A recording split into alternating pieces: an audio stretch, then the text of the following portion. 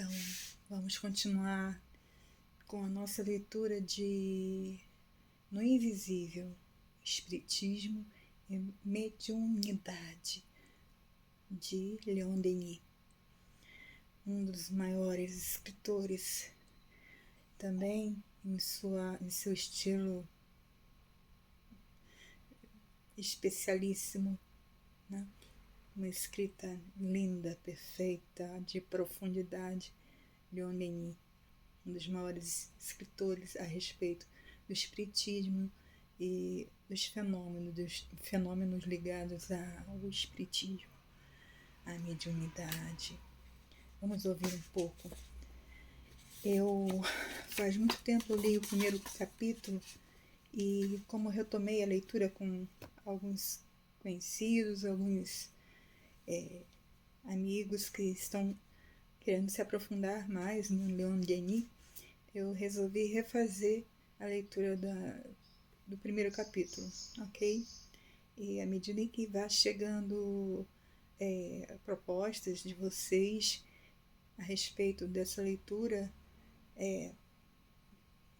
por exemplo, Tânia, daria para você ler, como recomeçar todos os capítulos, reler todos os capítulos?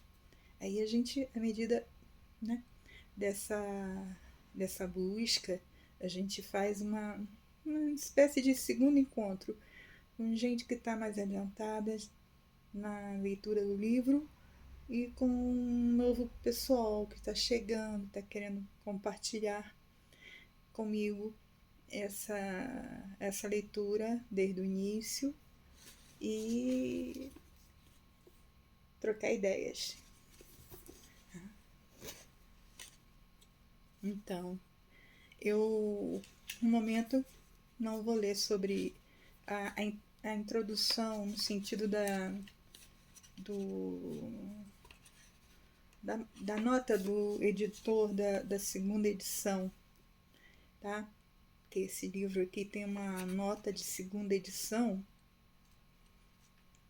mas é uma segunda edição do ano de 1911, tá? Prefácio da nova edição, 1911. Eu vou, depois de vocês tendo interesse, eu posso enviar para vocês, tá? A ciência espírita. O capítulo 1. A ciência espírita. À medida que o homem avança a passos lentos no caminho do conhecimento, o horizonte se alarga e novas perspectivas se abrem diante dele. Sua ciência é limitada, mas a natureza é sem limites. A ciência é apenas o conjunto das concepções de um século que a ciência do século seguinte ultrapassa e submerge. Tudo nela é provisório e incompleto. Ela estuda as leis do movimento, as manifestações da força e da vida. Todavia, nada sabe ainda das causas agentes da força e do movimento em seu princípio. O problema da vida lhe escapa e a essência das coisas permanece para ela um mistério impenetrável. Apesar das negações obstinadas e a cegueira de certos sábios aqueles, ele se refere a cientistas, pois se ele escreveu esse livro no início de 900, ao final do 800, sábios também era usada essa palavra, referindo-se a cientistas. Então ele diz aqui, no início do terceiro parágrafo, apesar das negações obstinadas e a cegueira de certos sábios, A cada dia suas visões se encontram destemidas sobre algum ponto. É o que acontece com os representantes das escolas materialistas e positivistas. Na época era próprio o positivismo, né, e o materialismo que se fazia dominante nas principais cidades do planeta. O estudo e a observação dos fenômenos psíquicos vem perturbar suas teorias sobre a natureza e o destino dos seres. A alma humana não é como elas afirmam, essas ciências, uma resultante do organismo, dissipando-se com ele. Ou seja, ele está querendo dizer que a alma humana não desaparece com o desaparecimento do nosso corpo, com a morte biológica. É uma causa que pré-existe, isso é fundamental. A alma pré-existe e sobrevive, já existe ao corpo e sobrevive ao corpo. A experiência nos demonstra a cada dia que a alma é provida de uma forma fluídica, de um organismo íntimo e sutil, do qual ela é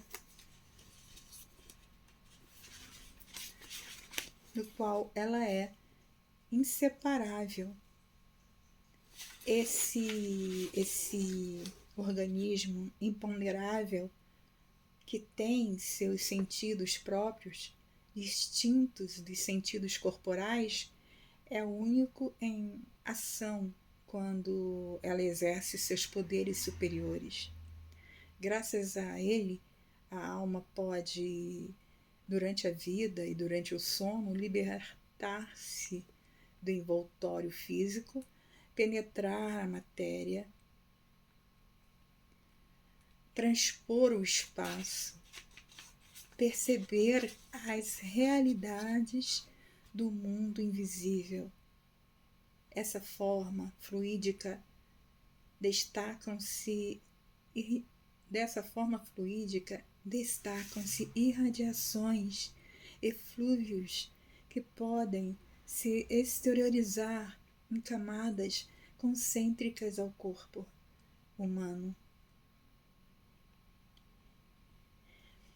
E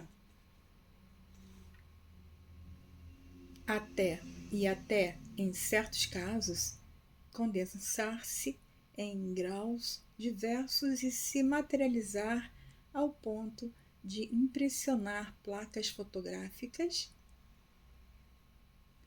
e aparelhos gravadores.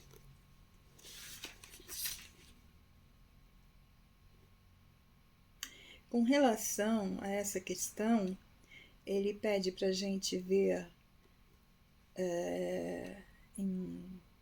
de Rochas, exteriorização da sensibilidade, motricidade.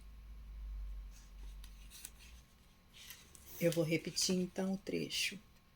Dessa forma fluídica, destacam-se irradiações, eflúvios que podem se exteriorizar em camadas concêntricas ao corpo humano.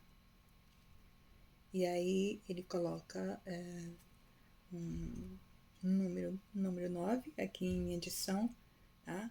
Para ver de Rochas, exteriorização da sensibilidade, motricidade. E até, em certos casos, condensar-se em graus diversos e se materializar ao ponto de impressionar placas fotográficas e aparelhos gravadores. A ação, e olha que isso ele escrevia no final do século 800, início do século XIX, ou final do século XIX, início do século XX. A ação de uma alma sobre uma outra, a distância, é estabelecida através dos fenômenos telepáticos e magnéticos, a transmissão do pensamento, a exteriorização dos sentimentos e das faculdades. As vibrações do pensamento podem propagar-se no espaço, como a luz e o som, e impressionar um outro organismo fluídico em afinidade com o do manifestante. Estamos falando em vibrações, em atração vibracional. As ondas psíquicas se propagam ao longe e vão despertar no envoltório do sensitivo impressões de natureza variada segundo o seu estado dinâmico. Visões, vozes, movimentos. Às vezes, a própria alma, durante o sono, deixa seu envoltório material e, sob forma fluídica, aparece à distância. Seria o nosso, para alguns, já bem conhecido termo desdobramento. Toda noite, quando dormirmos, mesmo que você não esteja ciente disso, nosso perispírito se desdobra, ele se afasta um pouco do nosso corpo físico, mesmo que ele não vá a distâncias, como diz aqui o termo que ele usa, o Leon Denis usa, mesmo que ele não vá para, não seja levado por seu mentor, ou mesmo por até energias intrusas negativas para outros lugares, ele ou pode até mesmo ir e não se lembrar, ele não se lembra, mas tem sempre uma sensação estranha, negativa que fica ou positiva. Mas mesmo que ele não vá para essas distâncias, digamos assim, como diz Leon Denis, a verdade é que é científico isso, mais do que provado pela própria ciência espírita, que a gente há esse desdobramento, o nosso perispírito ele se alça um pouco, né?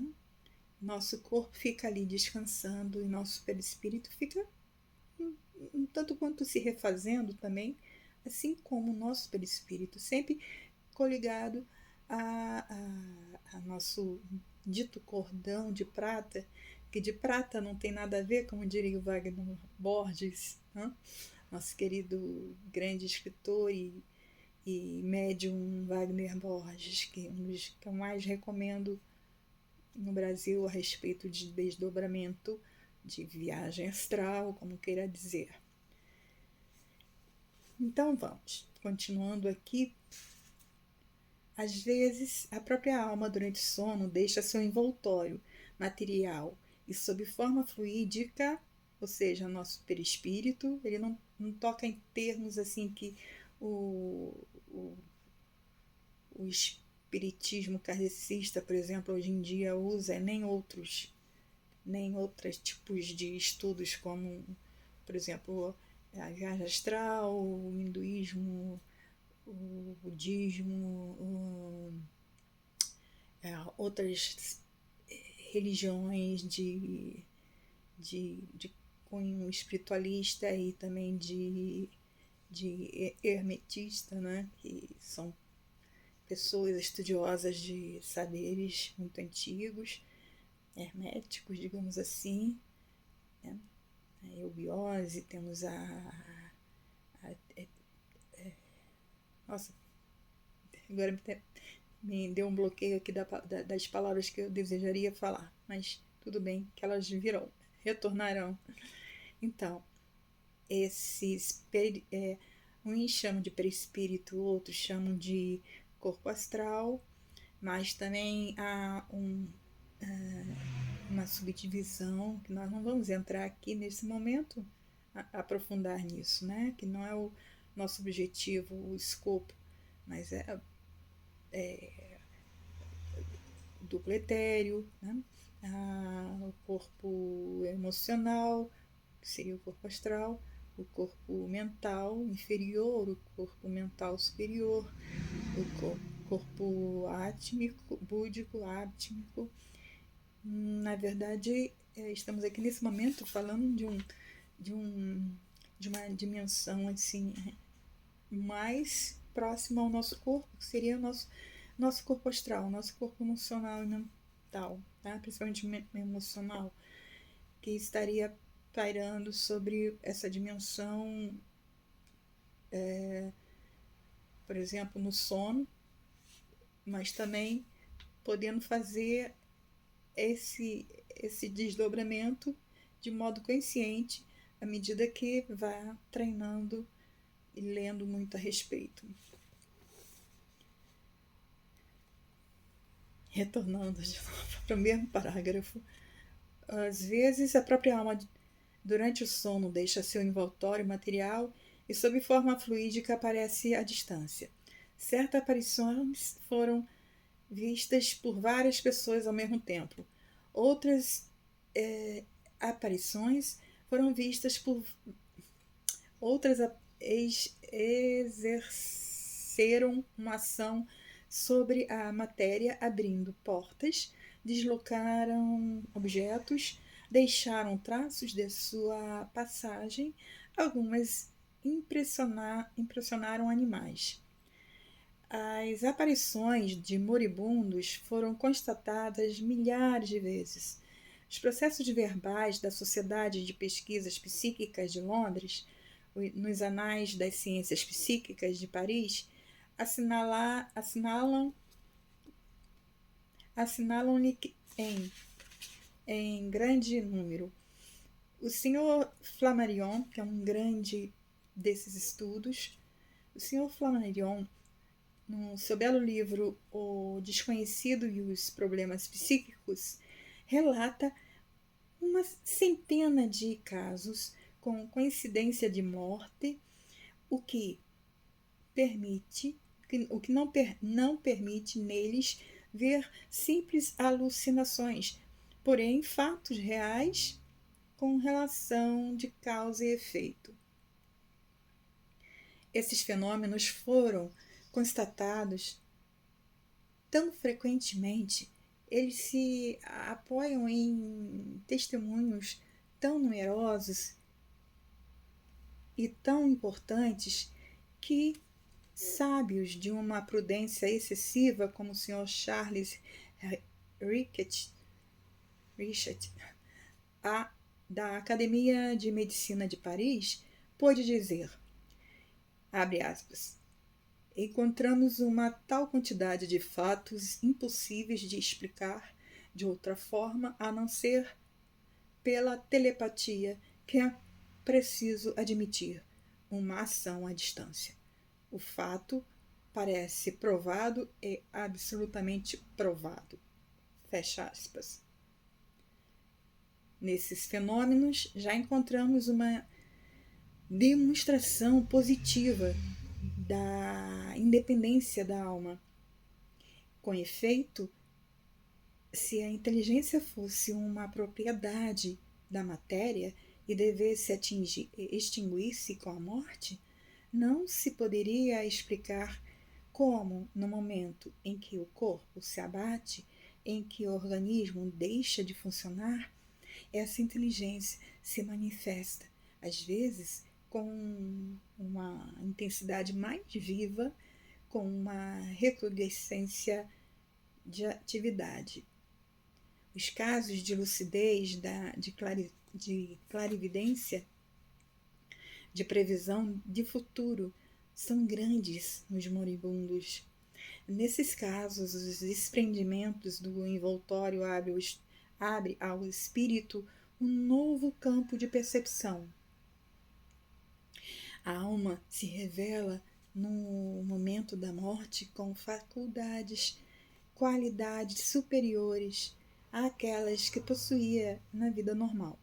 É preciso ver aí uma prova de que nossa personalidade psíquica não é uma resultante do organismo, estreitamente ligada a ele, mas que goza de uma vida profunda, diferente da do corpo, sendo este para ela muito mais uma prisão temporária e um obstáculo. Vocês podem ver como Leon Denis era avançado, era avante nessas questões já naquela época, porque falar desse modo que para a alma o corpo é mais uma prisão do que uma liberdade, isso, né, uma prisão temporária do que algo muito bom, é, é muito avançado, né? Ele diz: a nossa inteligência, a consciência, que na verdade é o que ele quer dizer, né? Que a nossa personalidade psíquica não é uma resultante do organismo, estreitamente ligada a ele, mas que goza de uma vida profunda, diferente da do corpo, sendo este, o corpo, para ela, a nossa inteligência, a nossa consciência, muito mais uma prisão temporária e um obstáculo. Ele era um super intelectual da época, literato, e conhecia muito profundamente, estudava muito profundamente o espiritismo, leu todo Kardec. Essa demonstração se faz mais evidente quando, após a morte, o espírito desencarnado pode encontrar no envoltório físico dos médiuns os elementos necessários para materializar e tornar-se suscetível sob a ação dos sentidos. Pode-se constatar, então, com o auxílio de balanças munidas de aparelhos registradores, que o corpo do médium perde uma parte do seu peso. Veja que já existiam experiências naquele período a respeito, experiências propriamente da ciência daquele momento, para tentar captar alguma prova de que algo, inclusive orgânico, acontecia no momento de uma comunicação com um espírito desencarnado com um médium. Aparelhos registradores que o corpo do médium perde uma parte do seu peso e a diferença se reencontra na aparição materializada. Incrível. Ver Williams Crookes, pesquisas experimentais sobre o espiritualismo. Alfred Russel Wallace, Os Milagres e o Moderno Espiritualismo. E Aksakov, Animismo e Espiritismo, capítulo 1.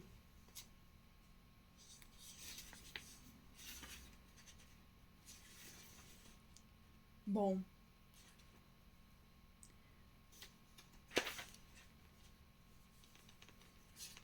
continuando no capítulo 1, página 34, dessa minha edição da editora CELD,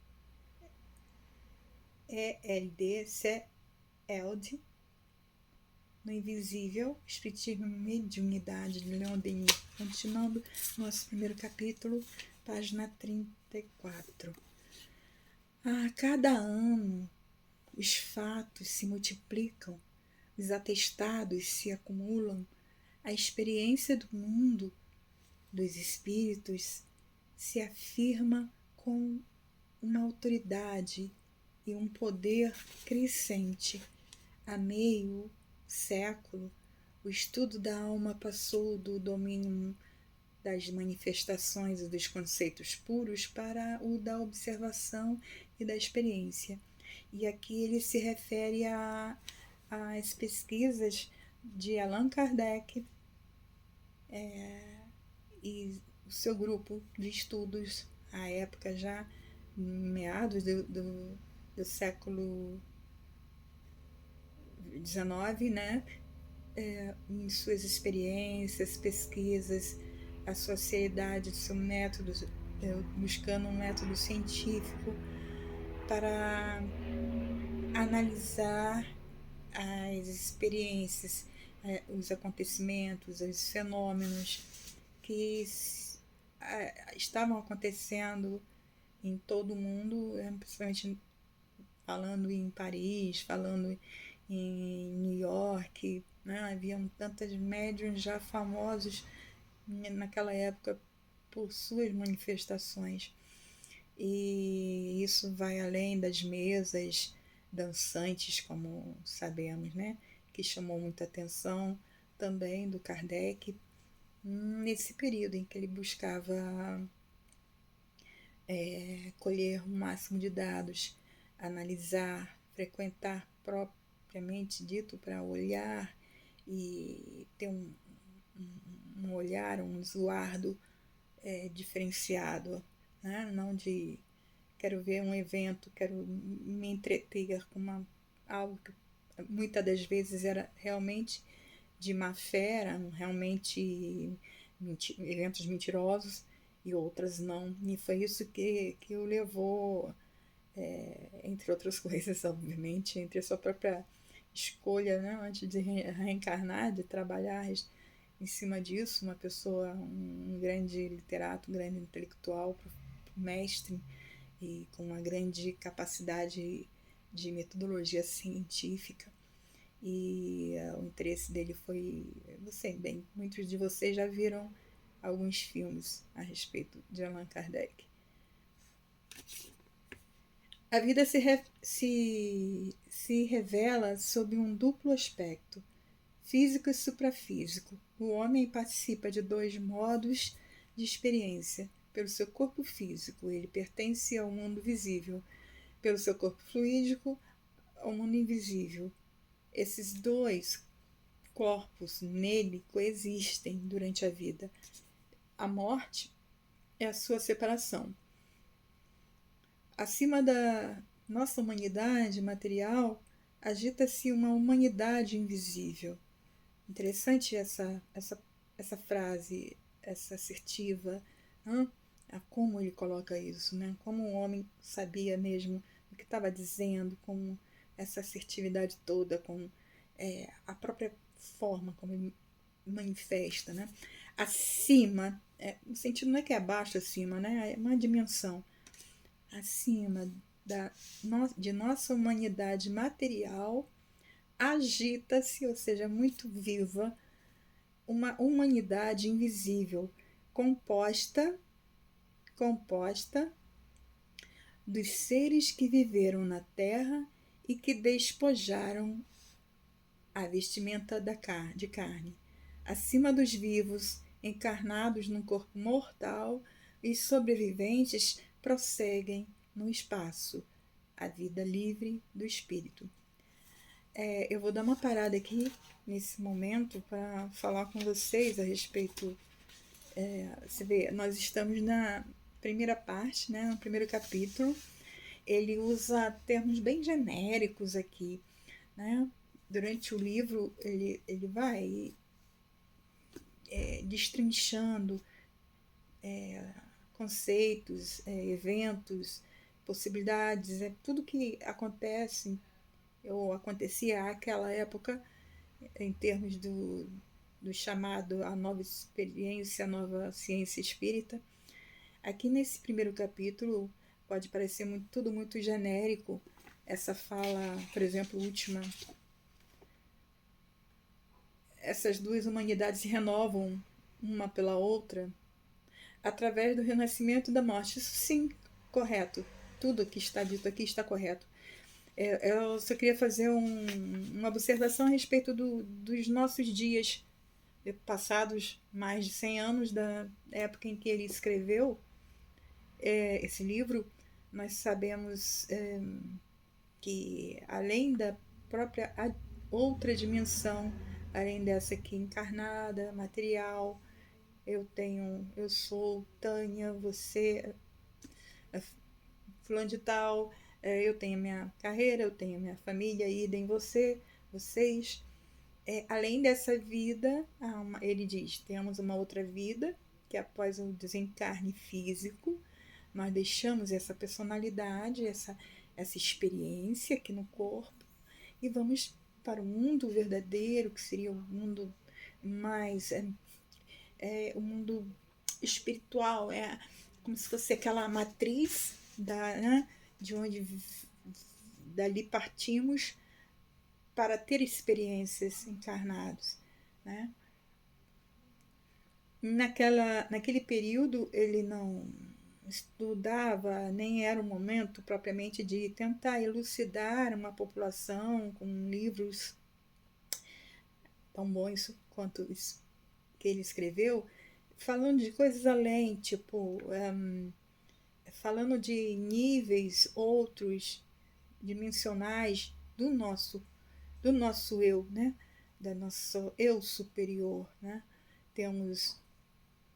Nós morremos, nossa consciência vai para o mundo espiritual e acabou aí.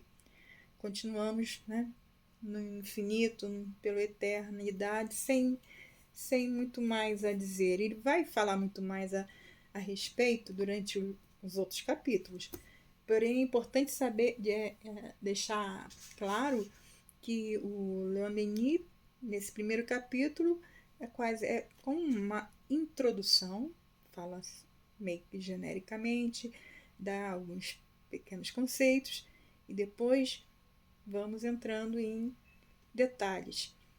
No entanto, penso que, de fato, para a época, ele teve que se restringir um pouco, seguindo assim, um pouco a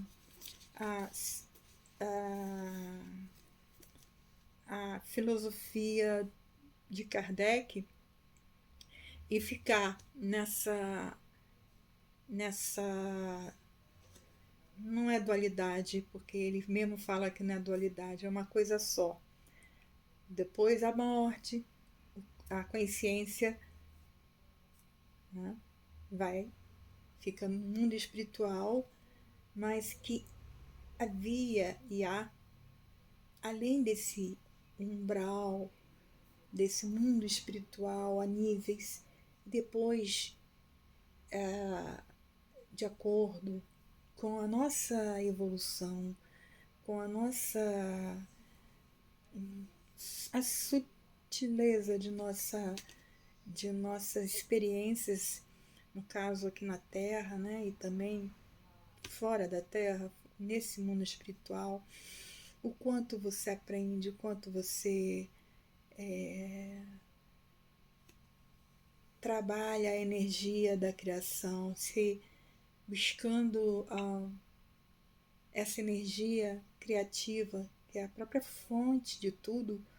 À medida em que você vai avançando e aprofundando nisso, você vai atingindo outros níveis para a sua consciência estar, né? Você vai, por exemplo, no kardecismo fala-se do umbral, das cidades astrais que cuidam das pessoas, dos espíritos, né? Dependendo de cada tipo de espírito e com suas problemáticas ou não, mas também existe acima desse umbral e médio umbral, baixo umbral, médio umbral, e tem outras camadas acima que já seriam, como eles chamam de o nível da ciência e da arte, onde tudo seria muito mais puro, tudo muito mais resolvido e mais símile à energia criativa do amor. Então, tudo assim, o Leon Denis vai trabalhar muito também em cima dos conhecimentos que Kardec nos trouxe com o seu Pentateuco e seus artigos nas revistas espíritas da época. Mas ele vai sempre dar um quê a mais, o Leon Denis, que ele é realmente um pensador e, sabe, como Kardec foi, a obra da vida dele era se aprofundar nisso, nessas questões que para a época era foi muito bem aprofundada, né? Ninguém descobriu nada, só houve uma produção de experiências, né? Devido à certeza de que Kardec deveria fazer as experiências seguindo métodos científicos, e isso tudo está muito bem explicado nos livros de Kardec, também nos filmes que foram feitos a respeito dele. E o Leon Denis conhecia a fundo essa obra, e eu diria que ele, se não fosse Kardec, ele teria desenvolvido também esses estudos por conta dessa agudez, dessa sua sensibilidade, inteligência, capacidade de ver além, de perceber, de pensar. É um grande filósofo. Então, eu volto depois, gente. Desculpa se eu me estendi um pouquinho demais hoje fazendo comentários, porque uma coisa ou outra eu penso que seja interessante comentar, né, para deixar contextualizar em que época viveu o Leon Denis, tá? Independente de qualquer coisa, a leitura de sua obra, para mim, e para muitos, é fundamental. É assim, é um presente, é um avanço. Então, um beijo, fique em paz, respira fundo, seja feliz, faça bem.